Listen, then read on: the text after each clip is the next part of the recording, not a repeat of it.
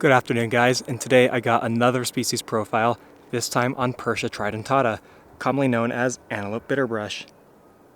This is one of the most common shrub species in the region, being found all throughout the western United States, with the exception of most coastal areas and the deep southwest. It doesn't seem to like that type of heat so much, but otherwise it can be found pretty much anywhere there's a more or less semi-arid climate. It can be found in areas of really hot, dry summers and freezing cold winters down to -30. It's a very hardy shrub species. And one thing I've noticed about it is that it actually has some notably different habitat preferences compared to the other most abundant shrub species in the region. Like compared to sagebrushes and rabbitbrushes, it tends to prefer rockier sites with a higher precipitation, so you find it growing more on foothills and mountainsides, for instance, as opposed to valley bottoms where sagebrush really thrives. That's not to say sagebrush doesn't ever grow on mountainsides, just that this plant can't handle sites as arid as the other two ones I mentioned. And I've also noticed that it grows very frequently in forest, not just like in dry meadows within forest, but as an actual shrub layer component of forest, especially in southern Utah. And apparently compared to sagebrush, it tends to prefer soils that are slightly acidic, while sagebrush prefers soils that are slightly basic. Purshia tridentata is fairly easy to identify, even with just the leaves, because they're so distinct in appearance.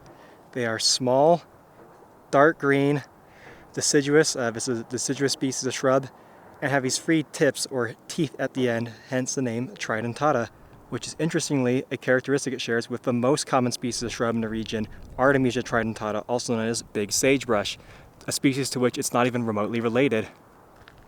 That being said, they're pretty easy to tell apart from each other because, well, firstly, Artemisia tridentata is silvery, while this one obviously isn't, and it smells like sage, as the name implies.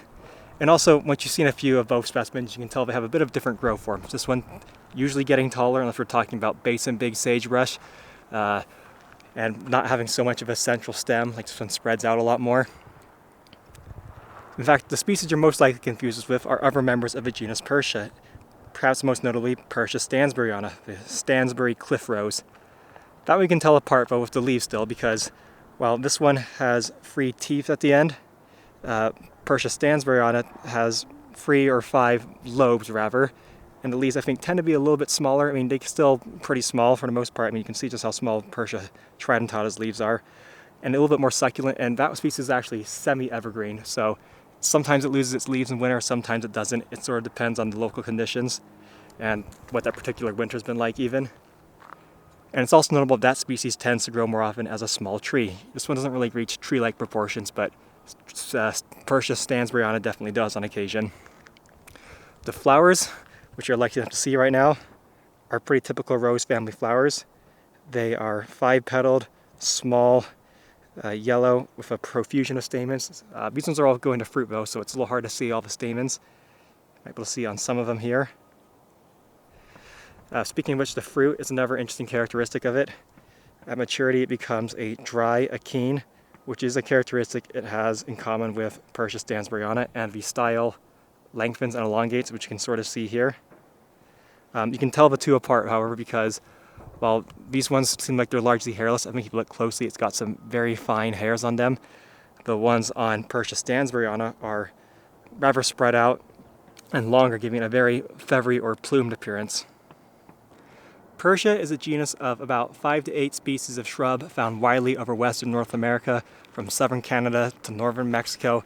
Anywhere the climate might be more or less arid, semi-arid, or moderately mesic, like so many other plants I've talked about in this channel. And it's a member of subfamily Dryodoideae, which is the smallest of the 3 subfamilies in Rosaceae. It has 3 other genera in it, which are Chamabaceae, a genus of 2 species of low shrubs in California, most notably Chamabaceae foliolosa, or mountain misery. Then you have the genus Cercocarpus, or the mountain mahoganies, a genus of about 10 species of shrubs and small tree, which are found with a very similar distribution and habitat preference to Purshia. And then you have Dryas, the namesake, a group of about 15 to 20 species of low, often cushion-forming shrubs, typically at high elevations, that can be found in western North America as well as subarctic and Arctic North America, but also fairly widely in temperate Eurasia. It's the only genus in the subfamily found outside western North America.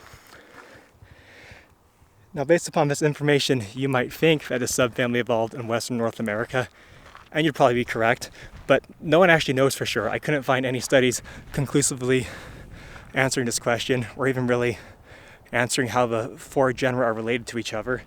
And no one even really sure how the three subfamilies are related to each other, because various morphological and DNA studies have shown that all three of them could possibly be the most basal member of Rosaceae. Some characteristics that unite the subfamily include fruit that are dry achenes or aggregates of achenes with elongated styles. That's not exactly a feature unique to Drydoidea. It's also shared with Geum and I believe Falugia.